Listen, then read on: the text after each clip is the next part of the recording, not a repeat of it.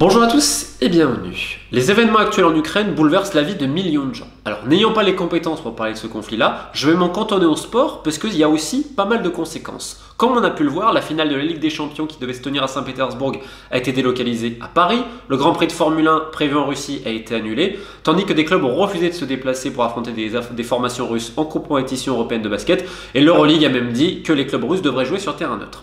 Et si on fait un sujet parallèle à cela, quid des investissements russes dans le football européen? Alors on pourrait parler évidemment de deals de sponsoring, que certains ont déjà été annulés, où on va enlever les mentions notamment relatives à Gazprom et pourquoi pas à la compagnie aérienne Aeroflot.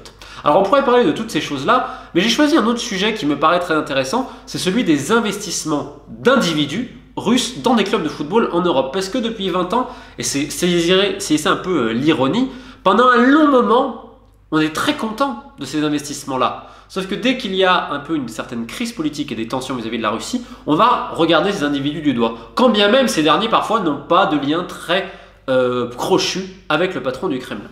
Alors j'en ai longuement parlé dans ce livre-là, il est sorti il y a 3 ans et demi, dans la Mano Negra, tous ces investisseurs issus de l'ex-URSS, qui n'étaient pas forcément donc russes, il y avait également des Ukrainiens et d'autres, ou Géorgiens, qui avaient investi goulûment, comme je vous le dis, en Europe occidentale. Parce qu'avant tout, on va quand même faire un petit rappel, mais ces oligarques, comme on dit, ces hommes d'affaires russes, mais ils ont évidemment investi d'abord dans le domaine domestique, dans le championnat russe.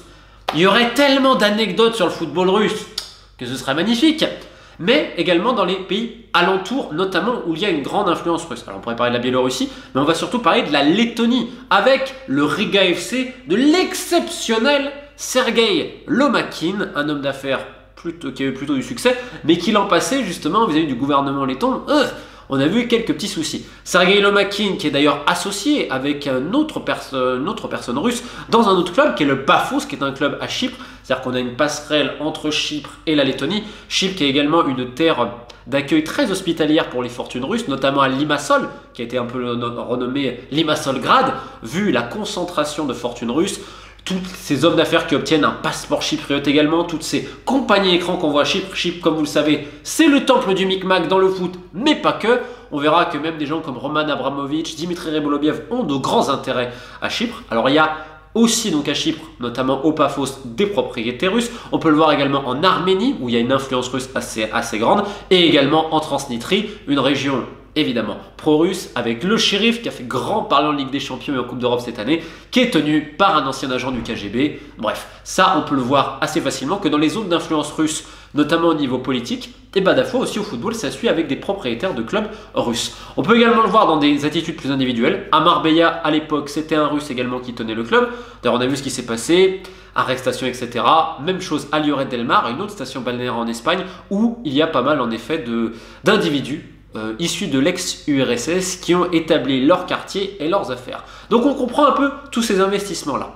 On peut également parler du Portugal, où un réseau avait été démantelé de blanchiment d'argent, de match hockey, tout ce que vous voulez, à travers des propriétés russes également. Bon, alors vous allez me dire, mais il n'y a que les Russes. Non, on est dans le football, et comme vous le savez, dans le football, il n'y a pas de nationalité pour magouiller. Il n'y a pas de nationalité pour truquer les matchs. On est dans le micmac. Mais bon, c'est une activité légale, contrairement au trafic de drogue ou d'êtres humains, quand bien même le football reprend les mêmes codes. Soit ainsi. Et quand on parle d'investissement russe, on entend surtout en Europe occidentale, avec évidemment The Billionaire from Nowhere, celui qui à l'époque était le milliardaire qui venait de nulle part, Roman Abramovich. Chelsea, c'est évidemment le point d'orgue. Ensuite, vous pouvez peut-être parler de Dimitri Rebolobiev à Monaco, d'accord, mais je tiens également à signaler qu'il y avait un autre homme très important, c'était Anton Zingerevich, je dois mal le dire, qui était à Reading à un moment donné, qui avec Abramovich, c'est un peu les dieux deux pionniers. Ensuite, donc, est venu Rebolobiev, on a également à Bournemouth, un propriétaire russe, qui est donc un club très important, et aux Pays-Bas, on se passe le club de main en main russe, puisqu'aujourd'hui, c'est un autre oligarque qui détient le club, très lié d'ailleurs à Roman Abramovich. Alors ça, c'est un petit panorama comme cela.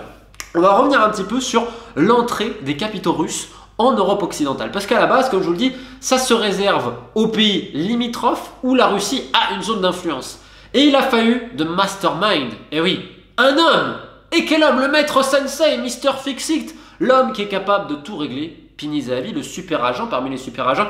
Alors israélien, mais qui avait des liens privilégiés avec l'ex-URSS. Je rappelle que dans les années 80, suite à la guerre des 6 jours et la rupture des relations diplomatiques entre l'URSS et Israël, c'est l'un des premiers Israéliens non communistes à obtenir le visa pour l'URSS, des liens très privilégiés, principalement avec les oligarques de confession juive, comme lui d'ailleurs est de confession juive, comme Roman Abramovich. Et donc il va tisser des liens particuliers avec Abramovich. C'est Abramovich qui à l'époque est jeune, qu'on dit protégé par Vladimir Poutine. Vous savez, quand Poutine récupère le pouvoir, il y a cette réunion très fameuse avec plein d'oligarques, etc., où il leur fait comprendre, ok, je vais rien dire sur les privatisations, mais en gros, vous restez hors de la politique, et en gros, vous me suivez mes ordres, sinon ça va mal se terminer. Et en effet, ça s'est mal terminé pour certains, c'est le moins qu'on puisse dire.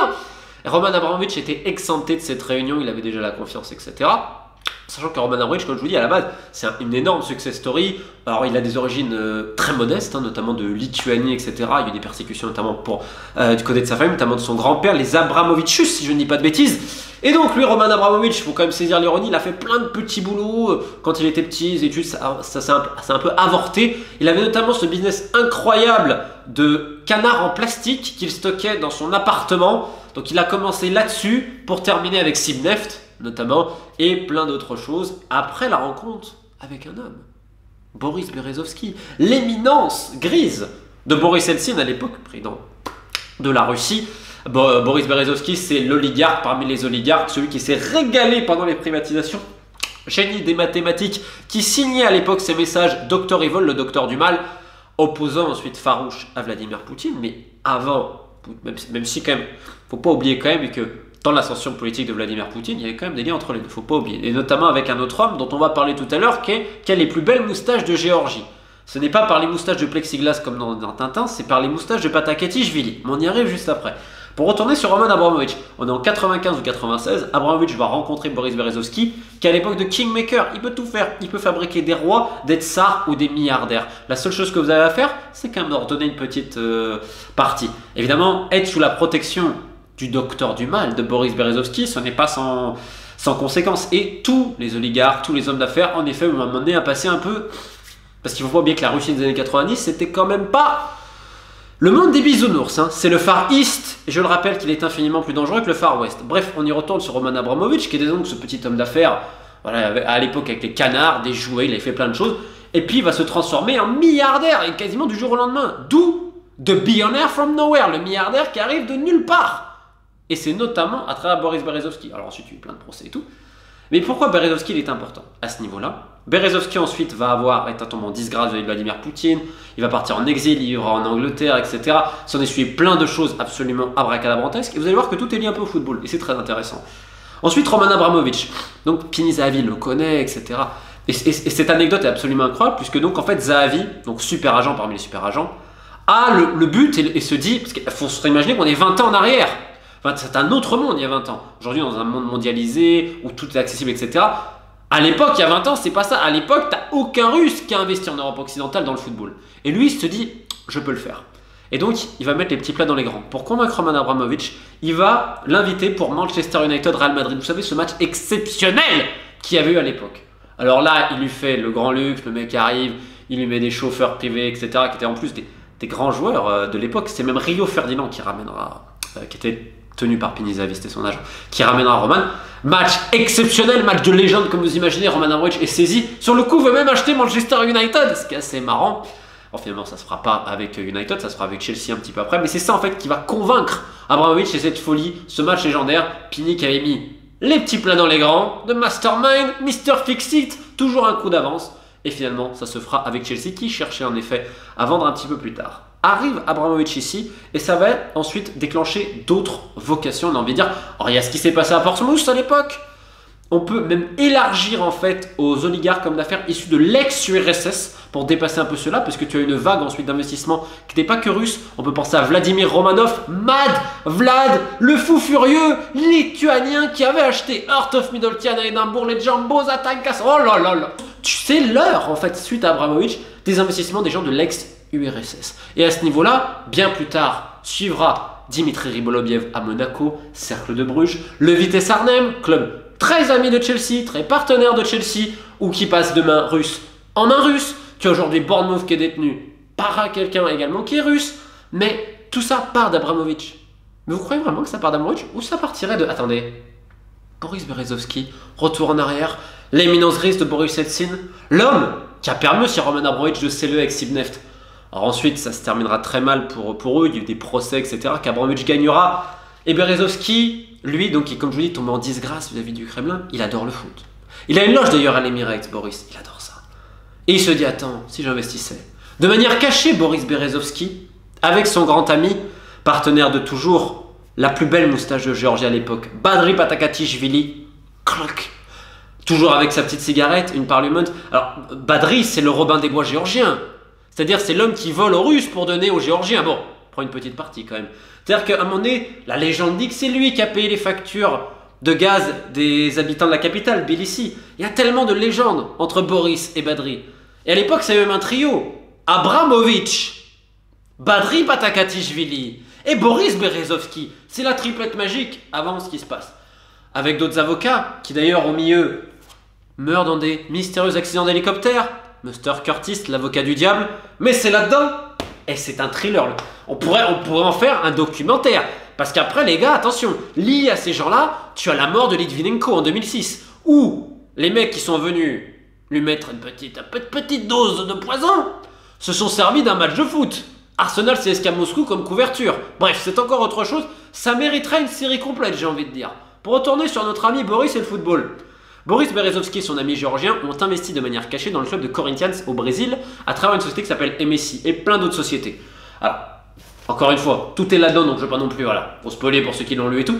Et en fait, ils obtenaient le club en sous-marin et les droits économiques et d'image de plein de joueurs, dont Nilmar, à l'époque, qui était à Lyon, Carlos Tevez, Mascherano et tant d'autres, à travers plein de sociétés écrans. C'est-à-dire que, The Mastermind, Boris Berezovski, l'homme qui a permis à Abramovich, entre autres, de devenir milliardaire, de faire tout ça. Bah, ce mec-là, aussi, à un moment donné, alors qu'il était recherché, alors qu'il y a eu plein de tentatives d'assassinat contre lui, que le mec est dans des affaires quand même, pas uniquement pour son appétit sexuel incroyable, il y a les témoignages de ses chauffeurs sur la cour de l'eau, tu te poses des questions parfois. On allait chercher des jets pour aller récupérer des filles dans les Pays-Bas, pour les ramener en Angleterre, en demandant à son chauffeur de rouler à 220, pendant, excusez-moi l'expression, qu'il forniquait derrière avec la petite, parce que ça lui faisait des sensations, et si elle était mineure, c'était mieux. Donc on est quand même dans un délire absolument incroyable. Je ne vais pas parler de tous les kidnappings, les ci et là, ce qui s'est passé en Tchétchénie à l'époque, où Berezovski a été accusé notamment d'être l'un des banquiers informels des réseaux Ben Laden en Tchétchénie. C'est encore une fois le folklore général. Donc, cet homme-là, à un moment donné, et Badri, se sont retrouvés en sous-marin à la tête d'un des plus grands clubs du Brésil et de droits d'image. Ils ont même essayé, de manière un peu dissimulée, à racheter West Ham à travers Badri, avant que Badri se présente aux élections en Géorgie, et puis succombe, crise cardiaque en Angleterre, et que des années plus tard, suite à ce procès perdu face à Roman Abramovich, triste, sans doute, désabusé par tous les amis également qu'il avait perdu à Londongrad, comme on appelait cette ville qui s'était russifiée un petit peu, Boris Berezovski sera également retrouvé mort de manière assez énigmatique, pendu dans sa baignoire. Officiellement, c'est un suicide.